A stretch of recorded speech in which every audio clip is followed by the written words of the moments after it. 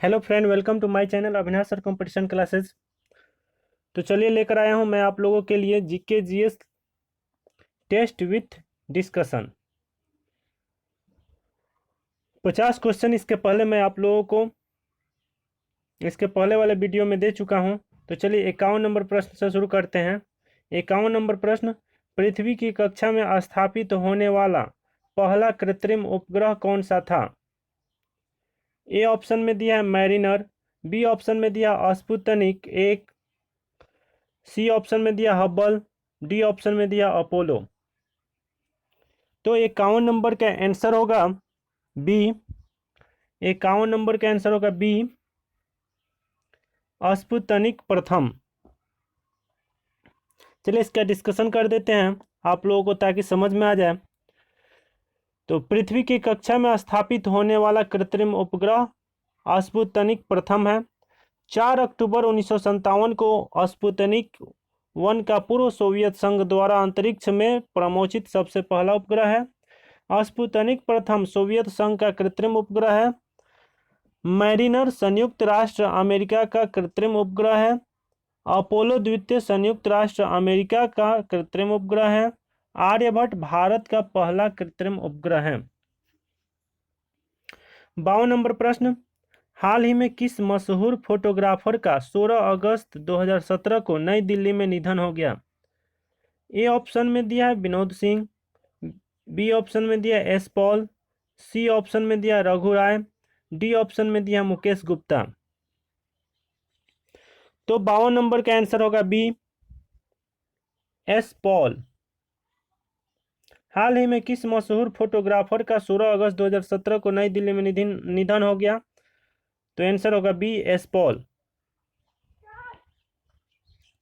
हाल ही में मशहूर photographer S Paul का 16 अगस्त 2017 को नई दिल्ली में निधन हो गया। पृथ्वी थिएटर की स्थापना 1943 में ईस्वी में पृथ्वीराज कपूर द्वारा दिया गया था। 53 नंबर प्रश्न, निर्जलीकरण से शरीर में निम्न की कमी हो जाती है। ए ऑप्शन में दिया पोटेशियम क्लोराइड, बी ऑप्शन में दिया इनमें से सभी, सी ऑप्शन में दिया चीनी, डी ऑप्शन में दिया सोडियम क्लोराइड। तो 53 नंबर का आंसर होगा डी, सोडियम क्लोराइड। निर्जलीकरण से शरीर में सोडियम क्लोराइड की कमी हो जाती है। निर्जलीकरण में शरीर से पानी निकल जाता है जिसके कारण पानी की कमी हो जाती है। चलिए अगला प्रश्न देखते हैं। अगला प्रश्न 54 नंबर है। अगला प्रश्न 54 नंबर है। भारत ने अपना प्रथम भूमिगत नाभिकीय विस्फोट किया था। भारत ने अपना प्रथम भूमिगत नाभिकीय विस्फोट किया था। ए ऑप्शन में दिया नरौरा में, बी ऑप्शन में दिया कोटा में, सी ऑप्शन में दिया पोखरण में, डी ऑप्शन में दिया थुम्बा में। तो 54 नंबर का आंसर होगा सी, पोखरण में। भारत ने प्रथम परमाणु परीक्षण 18 मई 1974 को राजस्थान के जैसलमेर जिले के पोखरण नामक स्थान पर किया। नरौरा में परमाणु विद्युत गृह है। नरौरा में परमाणु विद्युत गृह है। कोटा में परमाणु विद्युत गृह है। थुम्बा में रॉकेट परीक्षण केंद्र है। 55 नंबर प्रश्न, भारत के किस राज्य में कॉफी और चाय दोनों मुख्य नकदी फसलें हैं? ए ऑप्शन में दिया है बिहार, बी ऑप्शन में दिया है महाराष्ट्र, सी ऑप्शन में दिया है कर्नाटक, डी ऑप्शन में दिया है असम। तो 55 नंबर का आंसर होगा सी। 55 नंबर का आंसर होगा सी, कर्नाटक। चाय की खेती तथा कॉफी की खेती दोनों कर्नाटक में किया जाता है। भारत में सबसे अधिक कॉफी कर्नाटक राज्य में उत्पादित होता है। चाय भारत में 1835 ईस्वी में असम राज्य से सर्वप्रथम उत्पादन शुरू हुआ। जूट कॉफी, चाय, रबर, कपास, तंबाकू आदि नगदी फसलें हैं। तो 56 नंबर प्रश्न देखते हैं। आप लोग का 56 नंबर प्रश्न है 56, भारत के दार्शनिक राष्ट्रपति थे। ए ऑप्शन में दिया है doctor Fakhruddin Ali Ahmed, B option में दिया वीवी गिरी, सी ऑप्शन में दिया डॉक्टर राजेंद्र प्रसाद और डी ऑप्शन में दिया डॉक्टर एस राधाकृष्णन। तो 56 नंबर का आंसर होगा D, doctor S Radhakrishnan. Bharat के दार्शनिक राष्ट्रपति कौन थे? तो डॉक्टर एस राधाकृष्णन थे। इसका डिस्कशन बता देते हैं आप लोगों को। भारत के दार्शनिक राष्ट्रपति राधाकृष्णन थे, जो भारत में प्रथम उपराष्ट्रपति बने। डॉक्टर एस राधाकृष्णन आधुनिक भारत के दर्शन के जनक हैं। आधुनिक भारत में सबसे बड़ा दार्शनिक डॉक्टर एस राधाकृष्णन थे। फिलॉसफी ऑफ इंडिया इनके 2 खंड में प्रसिद्ध पुस्तक है। हिंदू रिव्यू भी इनके द्वारा लिखा गया महत्वपूर्ण पुस्तक है। फखरुद्दीन अली अहमद, इनकी मृत्यु कार्यकाल के दौरान हुई 1977 ईस्वी में। राजेंद्र बाबू सबसे लंबे कार्यकाल के लिए राष्ट्रपति रहे। ये भारत के प्रथम राष्ट्रपति बने थे। 57 नंबर प्रश्न, किस खेल में गेम पॉइंट से गेम और गेमों सेट बनते हैं? किस खेल में गेम पॉइंट से गेम और गेमों सेट बनते हैं? ए ऑप्शन में दिया बैडमिंटन, बी ऑप्शन में दिया टेबल टेनिस, सी ऑप्शन में दिया टेनिस और डी ऑप्शन में दिया नेटबॉल। तो 57 नंबर का आंसर होगा सी। 57 नंबर का आंसर होगा सी, टेनिस। टेनिस खेल में गेम पॉइंट से गेम और गेमों सेट बनते हैं। Backhand drive volley, half volley, let, fault, smash, deuce, service, grand slam, tie breaker, love, change आदि लॉन टेनिस का शब्दावली है। टेबल टेनिस का जन्म इंग्लैंड में हुआ। बैडमिंटन खेल में शब्दावली court, lob, service, net, fault, double fault, draw, drive, love, let, high service, cross shot, smash, match point, set point आदि महत्वपूर्ण है। तो दोस्तों, मैं आप लोगों के लिए इसी तरह का क्वेश्चन बराबर लाता रहूँगा, जो किसी न किसी एग्जाम में पूछा हुआ या पूछने वाला होगा। मैं फालतू क्वेश्चन आप लोगों को डिस्कस नहीं कराऊंगा। बस आप लोग मेरे वीडियो को देखते रहिए, आप लोग का जॉब एकदम 100% है कि हो जाएगा। ऐसे ही प्रश्न पूछे जाते हैं एग्जाम में, तो इसका डिस्कस देखिए और हो सके तो कॉपी में भी लिख लीजिए। तो आप लोग अगर मेरे चैनल पर नए आए होंगे तो मेरे चैनल को ज़रूर सब्सक्राइब करें और इस वीडियो को ज़्यादा से ज़्यादा शेयर करें, ताकि सभी विद्यार्थियों को ऐसा क्वेश्चन देखने का मौका मिले। तो चलिए 58 नंबर प्रश्न है, विषैले सर्पों में विष ग्रंथि परिवर्तित होती है। विषैले सर्पों में विष ग्रंथि परिवर्तित होती है। ए ऑप्शन में दिया है यकृत ग्रंथि से, बी ऑप्शन में दिया पीयूष ग्रंथि से, सी ऑप्शन में दिया लार ग्रंथि से और डी ऑप्शन में दिया उपरोक्त सभी से। तो 58 नंबर का आंसर होगा सी, लार ग्रंथि से। विषैले सर्पों में विष ग्रंथि परिवर्तित होती है लार ग्रंथि से। विषैले सर्पों में विष ग्रंथि परिवर्तित होती है लार ग्रंथि से। रोटी चबाने पर मीठापन टाइलिन के कारण लगता है। जो हम लोग रोटी चबाते हैं वह मीठा क्यों लगता है? टाइलिन के कारण लगता है। समुद्री सांप, जिसे हाइड्रोफिश कहते हैं, संसार का सबसे जहरीला सांप माना जाता है। तो संसार का सबसे जहरीला सांप कौन है?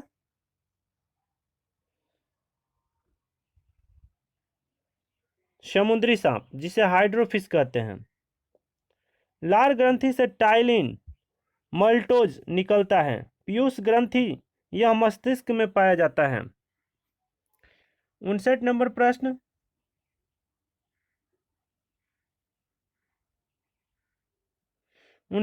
प्रश्न, भारतीय संविधान का कौन सा अनुच्छेद राष्ट्रपति को लोकसभा भंग करने की शक्ति प्रदान करता है?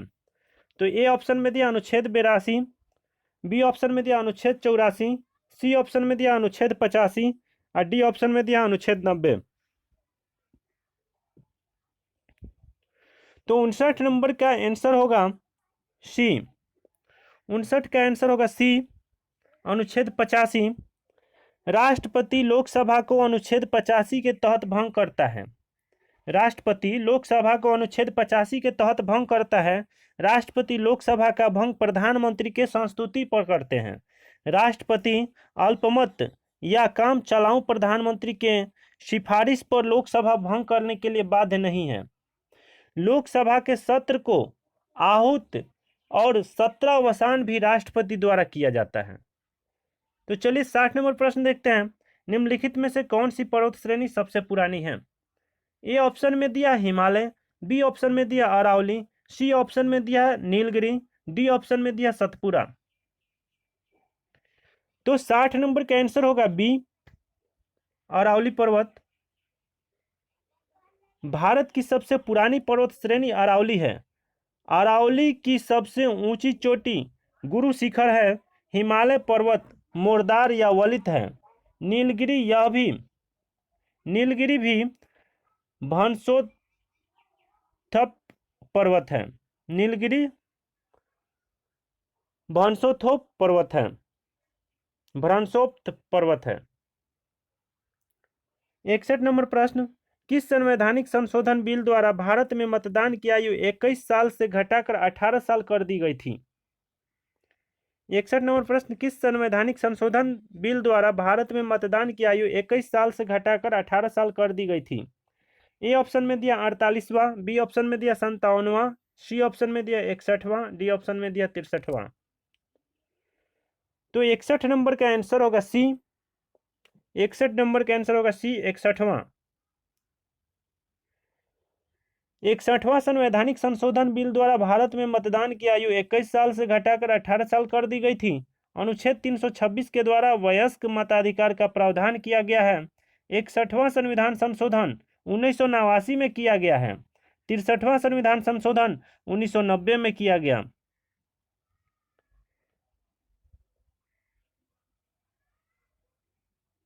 बासठ नंबर प्रश्न, तीसरी कसम फिल्म किसकी कहानी पर आधारित है? 62 नंबर प्रश्न, तीसरी कसम फिल्म किसकी कहानी पर आधारित है? ए ऑप्शन में दिया विमल मित्र, बी ऑप्शन में दिया प्रेमचंद्र, सी ऑप्शन में दिया फणीश्वर नाथ रेणु और डी ऑप्शन में दिया शरद चंद्र। तो 62 नंबर का आंसर होगा सी। 62 नंबर का आंसर होगा सी, फणीश्वर नाथ रेणु। तीसरी कसम फिल्म तीसरी कसम उपन्यास पर आधारित है, जिसकी रचना फणीश्वर नाथ रेणु ने किया था। फणीश्वर नाथ रेणु ने मैला आंचल नामक प्रसिद्ध प्रथम आंचलिक उपन्यास लिखे। प्रेमचंद्र द्वारा गोदान, शोबे वतन, गावन, रंगभूमि, कर्मभूमि आदि प्रसिद्ध उपन्यास लिखा गया। शरद चंद्र देवदास उपन्यास लिखे। 63 नंबर प्रश्न, निम्नलिखित में से कौन से देश मैकमोहन रेखा के दोनों ओर स्थित है? निम्नलिखित में से कौन से देश मैकमोहन रेखा के दोनों ओर स्थित है? ए ऑप्शन में दिया भारत और पाकिस्तान, बी ऑप्शन में दिया भारत और चीन, सी ऑप्शन में दिया भारत और बांग्लादेश, डी ऑप्शन में दिया चीन और पाकिस्तान। तो 63 नंबर का आंसर होगा बी, भारत और चीन। मैकमोहन रेखा किस देश के बीच में? भारत और चीन के बीच में। भारत और चीन के बीच मैकमोहन रेखा स्थित है। मैकमोहन रेखा 1914 ईस्वी में निर्धारित किया गया। अब चीन इस रेखा को नहीं मानता है। 3 जून योजना के अधीन भारत का विभाजन किया गया। 3 जून योजना के अधीन भारत का विभाजन किया गया। सीमांकन निर्धारण के लिए सर रिलीफ रेडक्लिफ की अध्यक्षता में आयोग बनाया गया 1947 में। डुरंड रेखा का निर्धारण 1893 ईस्वी में लॉर्ड लैंसडाउन के समय किया गया। रेडक्लिफ लाइन भारत और पाकिस्तान के बीच है।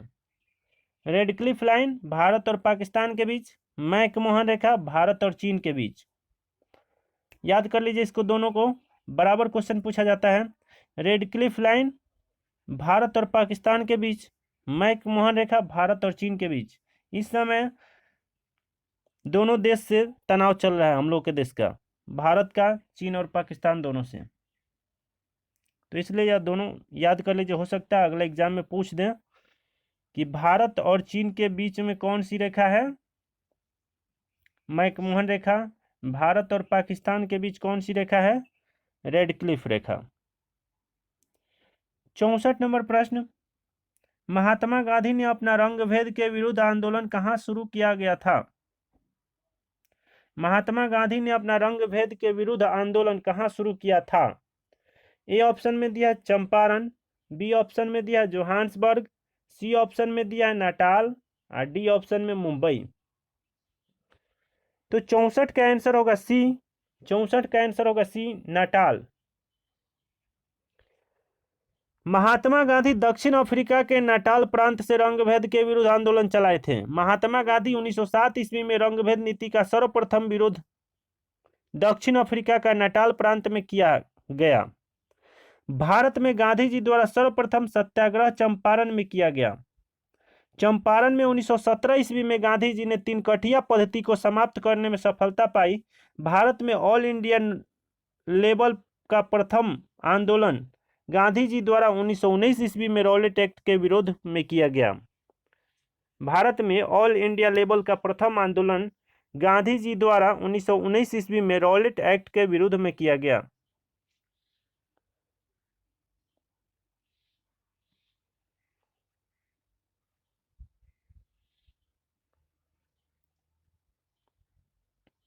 पैंसठ नंबर प्रश्न, निम्नलिखित में से कौन सा भारतीय नागरिक का मूलभूत अधिकार नहीं है?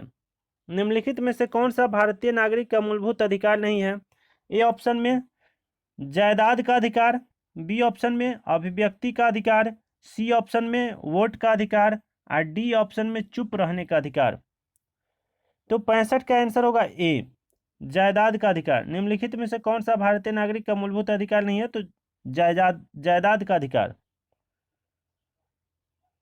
जायदाद का अधिकार भारतीय नागरिक का मूलभूत अधिकार उल्लेख किया गया था। भारतीय संविधान के मूल संविधान में 7 मौलिक अधिकार का उल्लेख किया गया था। 44वें संविधान संशोधन द्वारा 1978 ईस्वी में संपत्ति का अधिकार को मूल अधिकार से निकालकर अब केवल 300 क के अधीन कानूनी अधिकार माना गया है। मौलिक अधिकार भारतीय संविधान में अमेरिका से लिया गया है। मौलिक अधिकार भाग 3 एवं अनुच्छेद 1235 के बीच भारतीय संविधान में वर्णन किया गया है।